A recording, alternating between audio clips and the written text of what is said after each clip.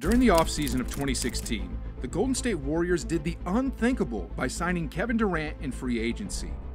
That one move decided the fate of the NBA world for years to come, and no matter how many people complained, and no matter what other teams tried to do, there would only be one outcome at the end of the year: a Warriors championship. Well, 7 years have passed since that fateful day, and we now find ourselves in the offseason of 2023, where splashes have been made. Has a team completely separated itself from the pack this year yet? Or has a team completely ruined itself by bad management? Well, that's exactly what we're going to get into here today, where we go over the winners and losers of NBA free agency so far. First off are the Los Angeles Lakers. Rob Pelinka did a great job last season with the acquisitions of Mark Davis, Scott Foster, and Tony Brothers, but he outdid himself again this year. If you ask me, he must have held a gun to their heads or something, because I honestly don't know how he was able to get Rui Hachimura, Austin Reeves, and D'Angelo Russell to stay on the roster on such team-friendly contracts. Like Reeves, for example. For weeks, executives around the league have said he's worth about $80 million over 4 years, maybe close to $100 million if he gets lucky. But somehow, to the bewilderment of the entire league, Reeves signed with the Lakers for just $56 million over a 4-year period. Then, on top of that, they were able to get Cam Reddish, Taurean Prince, Gabe Vincent, and Jackson Hayes. Size, length, and experience is what the Lakers added on such good deals. And combined with LeBron James and Anthony Davis, the Los Angeles Lakers are going to be a force in 2024. I mean, they got every position now covered from 1 through 5, with Lathanos leading the charge. I give Rob Pelinka and the Lakers an A+ for their work in free agency. Let's move on to the Houston Rockets next. So far, their biggest signings are Fred VanVleet and Dylan Dynasty Brooks. To be honest, I'm not too sure what they're trying to do. They already got Jalen Green and Kevin Porter Jr. in the backcourt, so why would they add a soon-to-be 30-year-old VanVleet who's on a 3-year, $130 million contract? This is really good for VanVleet, but it doesn't quite make sense to me from an organizational standpoint.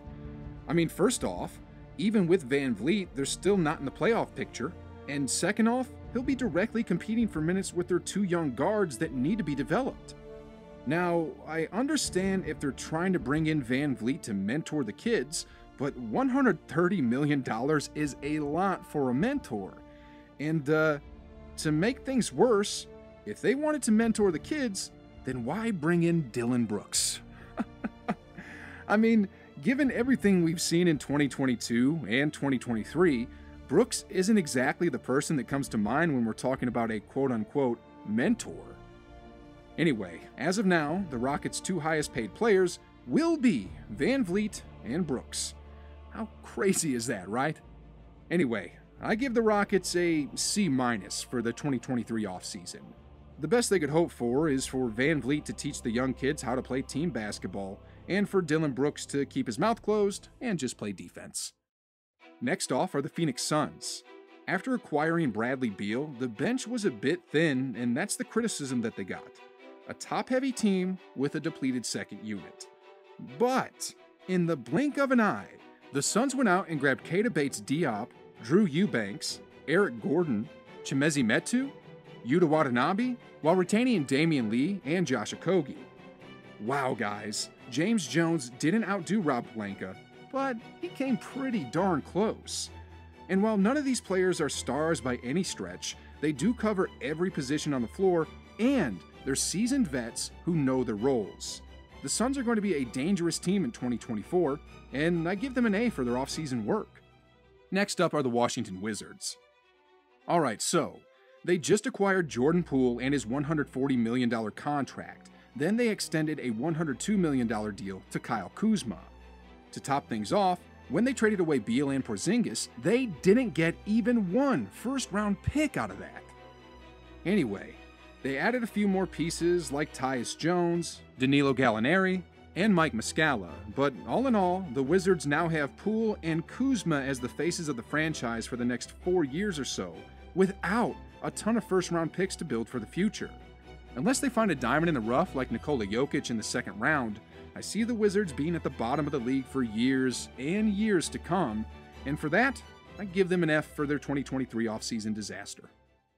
Next off are the Dallas Mavericks. If Mark Cuban wasn't able to sign Kyrie Irving to a 3-year deal, he would have lost Spencer Dinwiddie and Dorian Finney-Smith for absolutely nothing, and probably would have lost Luka too in the near future. At the same time, however, by retaining Uncle Drew, the Mavericks haven't really done anything spectacular. Considering how stacked the Western Conference is currently, they'll still be a fringe playoff team that'll be lucky if they even get into the postseason. Signing Seth Curry and retaining Dwight Powell doesn't exactly move the needle either, but at the very least, by signing Kyrie, the Mavericks at least have a bargaining chip they could trade before the 2024 trade deadline. I give the Mavericks a B- for what they've done so far in free agency. The Trailblazers, on the other hand, are still in the midst of negotiations with regards to Damian Lillard, but at the moment, the only thing they've done was ink Jeremy Grant to a 5-year, $160 million contract.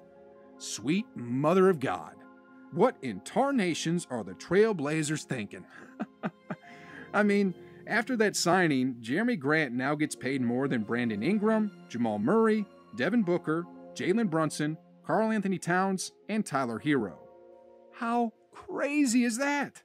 Honestly, at this point, the only way Portland can really redeem themselves is if they get a treasure chest of players and draft picks for Damian Lillard, because at the moment, they just shot themselves in the foot, and for that, they get a C- for this year's free agency. The Los Angeles Clippers, on the other hand, just got the deal of a lifetime by re-signing Russell Westbrook to a 2-year, $8 million contract. Sheesh, guys. Did you all know this is the biggest pay cut in NBA history? I mean, the year before, this man earned $47 million, and in the span of a year, he went to $4 million. It's not like he's hurting for money or anything though, but just from a numbers standpoint, that's crazy. And yet at the same time, I'm thrilled for Russ. The man is happy with the Clippers, happy in LA being with his family, and despite the pay cut, he's made like $339 million over the course of his career.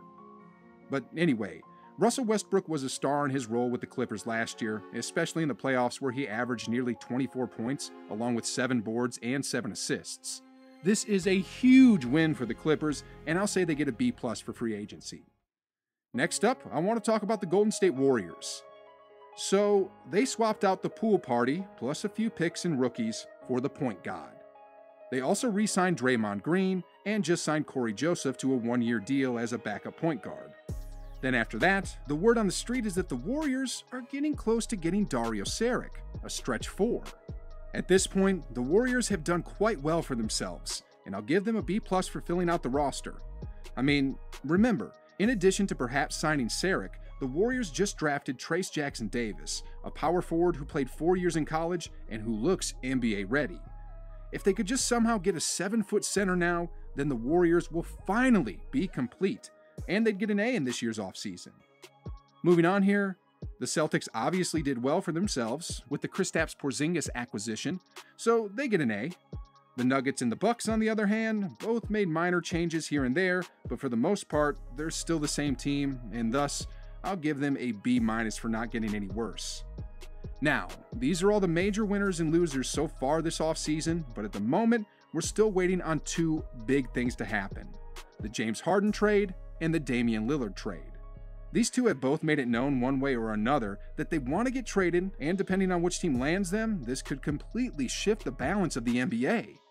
Like, could you imagine Lillard moving to Miami? I mean, if he did, honest question, guys, which team do you guys got going forward in the East? A Celtics team with Tatum, Brown, and Porzingis, or a Heat team with Butler, Adebayo, and Lillard?